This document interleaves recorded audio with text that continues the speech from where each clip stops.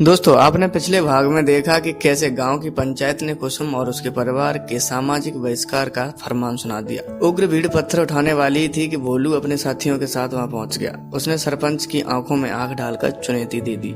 अब आगे पंचायत के बीच सन्नाटा पसर गया। किसी ने उम्मीद भी नहीं की थी कि गाँव का सबसे बड़ा बदमाश एक ऐसी लड़की के पक्ष में खड़ा होगा जिसे पूरा समाज ठुकरा चुका है। सरपंच रमेश बाबू, जो रोहित के पिता भी थे, अपनी कुर्सी से खड़े हो गए। भोलू, तू अपनी हद भूल रहा है। ये बिरादरी का मामला है।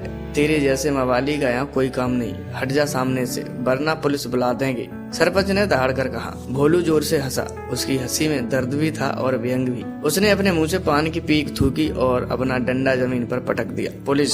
सरपंच साहब, पुलिस तो आएगी ही, लेकिन वो यहाँ नहीं, सीधे आपके घर जाएगी। क्योंकि जिस बेटे के गुमान में आप उछल रहे हैं ना, वो कोई शरीफ लड़का नहीं बल्कि एक पेशेवर शिकारी है। भीड़ में खुसर फुसर शुरू हो गई। संदीप, जो अपनी बहन कुसुम को अपनी बाहों में समेटे रो रहा था, उसने भी सिर उठाकर भोलू की तरफ देखा। क्या बकवास कर रहा है तू? रमेश के माथे पर पसीना आ गया। बकवास नहीं, सच बोल रहा हूँ। भोलू ने अपनी जेब से कुछ मुड़े हुए कागज और एक मोबाइल फोन निकाला। शहर में मेरा भी उठना बैठना है सरपंच साहब। आपके शहजादे रोहित ने सिर्फ कुसुम के साथ ये खेल नहीं खेला, बल्कि शहर की 2 और लड़कियां हैं। एक का नाम सुहानी और दूसरा का नाम है माया। वो भी इंसाफ के लिए दर दर भटक रही है। रोहित का एक ही तरीका है, शादी का झांसा देना, शहर बुलाना और फिर नशीली दवा पिलाकर उनका फायदा उठाना। कुसुम के साथ जो हुआ वो कोई गलती नहीं थी, वो एक सोची समझी साजिश थी। भीड़ में से आवाजें आने लगी।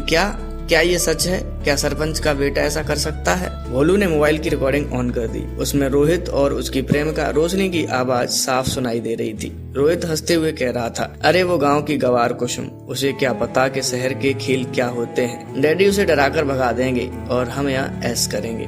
रिकॉर्डिंग सुनते ही गांव के लोगों के चेहरे बदल गए। जो लोग अभी कुसुम पर पत्थर मारने की तैयारी कर रहे थे, उनकी गर्दनें अब शर्म से झुक गयी। कुसुम, जो अब तक खुद को गुनहगार समझकर जमीन में गड़ जाना चाहती थी, उसकी आंखों में पहली बार सच की रोशनी दिखी। उसने कांपते हुए अपनी सहेली अंजलि की ओर देखा, जिसने कुछ ही देर पहले उसका साथ छोड़ा था। अंजलि की आंखें भी अब गिलानी से भर आईं। संदीप भी दहाड़ मारकर रो पड़ा, मेरी बहन बेकसूर थी, तुम सब ने उसे जीते जी मार दिया था। भोलू ने संदीप का हाथ पकड़ा और उसे खड़ा किया। फिर वो भीड़ की ओर मुड़ा। अब बोलो, अब मारो पत्थर, पर पत्थर कुसुम को नहीं, उस रोहित को मारने चाहिए जिसने एक मासूम की जिंदगी और इस गाँव की इज्जत के साथ खिलवाड़ किया। बोलो सरपंच साहब, अब क्या सरप्राइज दोगे अपने बेटे को? रमेश बाबू निरत्तर थे। उनके पास कहने को कुछ नहीं था। वो चुपचाप वहाँ से खिसकने लगे। भीड़ ने उन्हें रास्ता दे दिया, लेकिन वह रास्ता सम्मान का नहीं बल्कि नफरत का था। संदीप ने भोलू के सामने हाथ जोड़ दिए। भोलू, तूने मेरी इज्जत बचा ली, पर क्या होगा?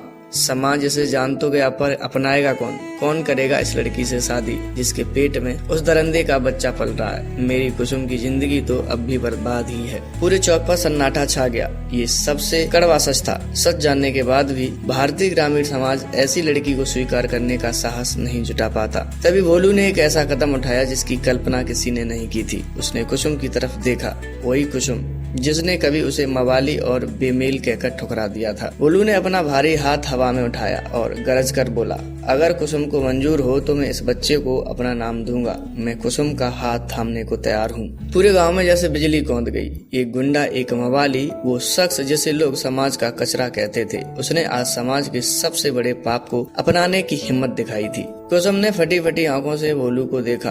क्या यह वही इंसान था जिससे उसे घिनाती थी? आज उसके चेहरे पर वो सुर्ख लाल दांत नहीं बल्कि एक रक्षक का तेज दिख रहा था। संदीप और सुनीता ने एक दूसरे की तरफ देखा। क्या वे अपनी लाड़ों का हाथ एक गुंडे के हाथ में दे देंगे? और क्या भोलू वाकई में सुधर गया है या अभी भी उसकी कोई नई चाल है? क्या कुसुम भोलू के इस प्रस्ताव को स्वीकार करेगी? और इधर शहर में बैठा रोहित, जब उसे पता चलेगा कि उसके शिकार को किसी ने दबोच लिया है, तो क्या चुप बैठेगा? अगले भाग में देखिए एक अनोखा विवाह और भोलू की अग्नि परीक्षा।